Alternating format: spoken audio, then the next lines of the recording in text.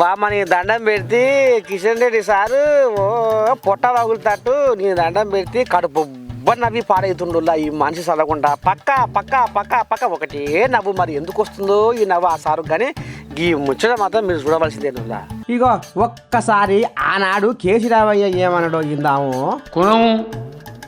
కుణము అని చెప్పి రెండో కేంద్ర మంత్రి కావన్నా తెలంగాణకు, నాకు అర్థం కాదు. కుణము అని చెప్పి రెండో కేంద్ర మంత్రి కావన్నా తెలంగాణకు, నాకు అర్థం కాదు. కుణము అని చెప్పి రెండో కేంద్ర మంత్రి కావన్నా తెలంగాణకు, నాకు అర్థం కాదు. ఇక కాకపోతే రైతన్నల బొడ్లు మీరే కొనాలంటే అని అప్పుడు కేసీరావుకు మోడీకి పంచాయతీ పుచ్చా కదా. అయితే కిషన్ రెడ్డి కేంద్ర మంత్రిగా ఉండి ఏం మామూలు చేస్తుండు? రైతుల బొడ్లు నేను కొనిపిస్తా అని అనడా? ఆ దమ్ము లేదా? కిషన్ రెడ్డి వచ్చి రండ కేంద్ర మంత్రి, ఆయనతోటి ఊరు కాలదు పీరు లేవదు అని రండగాడు దద్దమ్మగాడు అని కేసీరావయ్య బూతులు తిడుతుంటే ఇక ముఖం ఎక్కడ పెట్టుకోవాలనో తెలియలేదట నువ్వులా పాపం కిషన్ రెడ్డి సార్కో.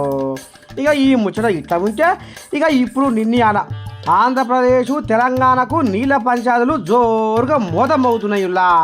ఇక ఈ నీళ్ళ పంచాయతీలో 10 ఏళ్ళు ఏలుబడిలో ఉన్న కేసీరావు జగన్ తోటి సీకరి ఒప్పందం చేసుకొని ఉన్న కాడికి కరగనాకిందని ఎట్లా ఆగుడైతుందో చూడుర్రి రేవంత్ అయ్యా.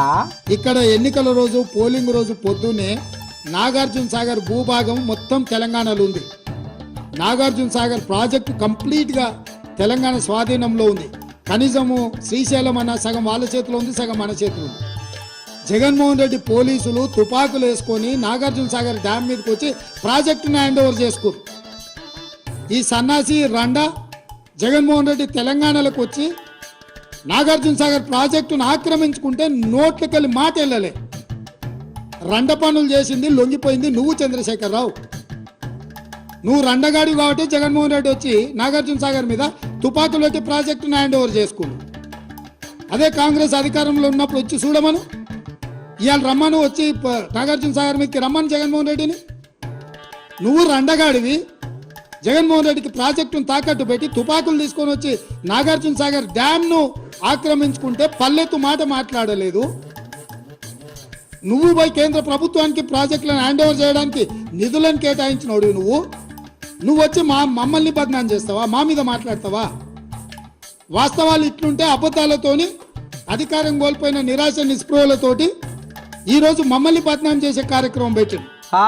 ఇన్నారులో తెలంగాణలో రాజకీయం ఎంత కాక మీద ఉందో నా సామిరంగా. కానీ ఆనాడు కేసీరావు కిషన్ రెడ్డిని రండా అని ఇజ్జతి ఇలువ లేకుండా తిట్టి ముఖం నిలబట్టిస్తే ఇక ఇప్పుడు కేసీరావునే సీఎం రేవంత్ రండా అని నీ దండం పెట్టి ఇక రంగ కూసేసరికి ఇక కిషన్ రెడ్డి టీవీ చూసుకుంటా ఈ ముచ్చట విన్నాక అమ్మ ఒకటే పక్కన అవుతున్నాడు నువ్వులా. ఎందుకంటే మరి కసి తీరిందిగా.